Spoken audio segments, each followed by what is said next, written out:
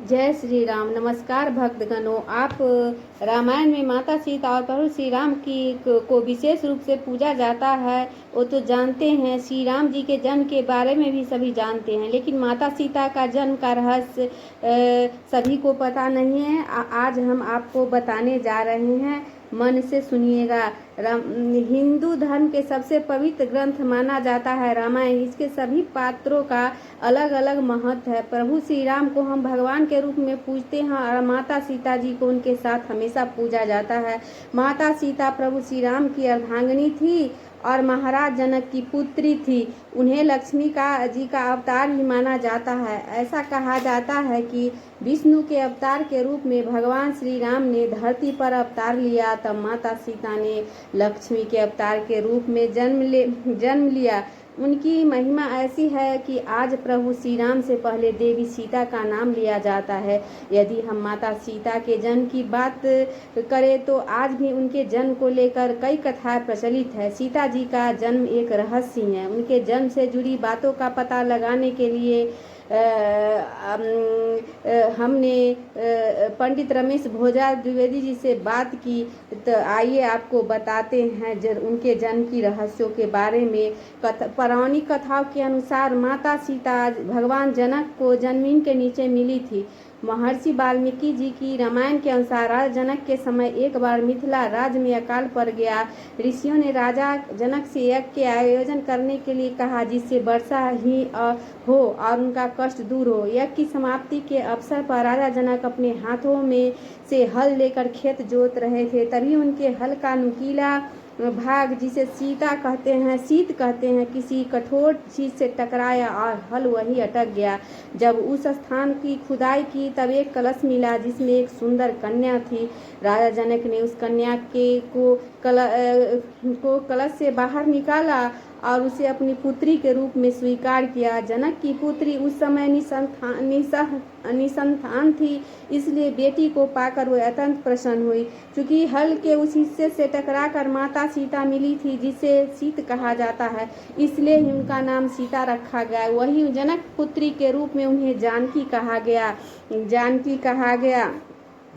यदि माता सीता के जन्म की बात करें तो एक और प्रचलित कथा है जिस पर शायद ही यकीन हो। दरअसल रामायण के अनुसार रावण ने कहा था कि यदि उसके हृदय में अपनी पुत्री से विवाह की इच्छा उत्पन्न हो तो उसकी पुत्री ही उसका मृत्यु का कारण बने।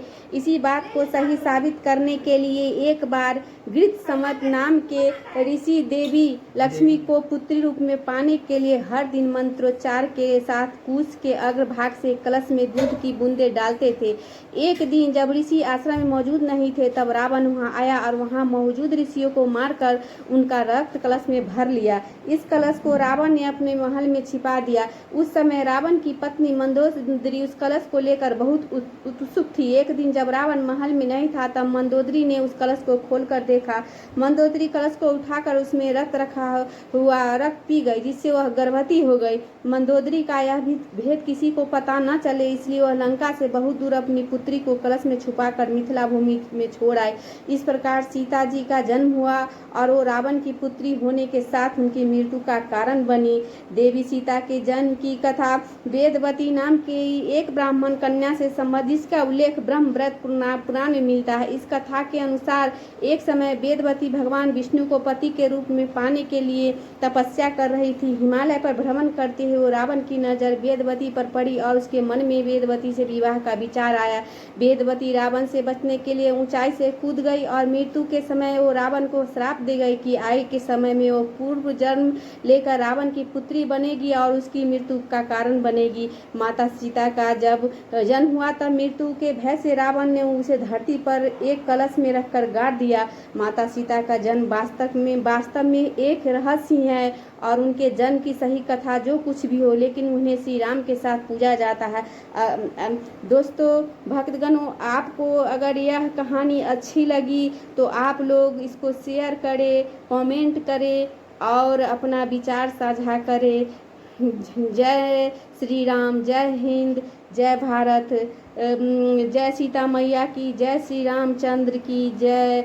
श्री रामचंद्र कृपालु भजु मन हरन भव भय दारुण।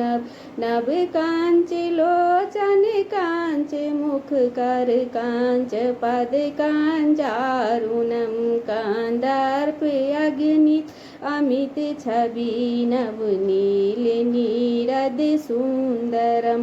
पटि पीत मानहु दरित रुचि सुचि नौमि जनक सुतांबरम। भजु दीन बंधु दिनेश दानव दैत्य वंश निकंदनम। रघुनंद आनंद कांद कौशल चंद दशरथ नंदनम। सिर मुकुट कुंडल तिलक चारु दारु अंग विभूषणम। आजान भुज सर चाप धर संग्राम जित खर दूषणम। इति बत्ति तुलसीदास शंकर शेष मुनि मन रंजन। मम हृदय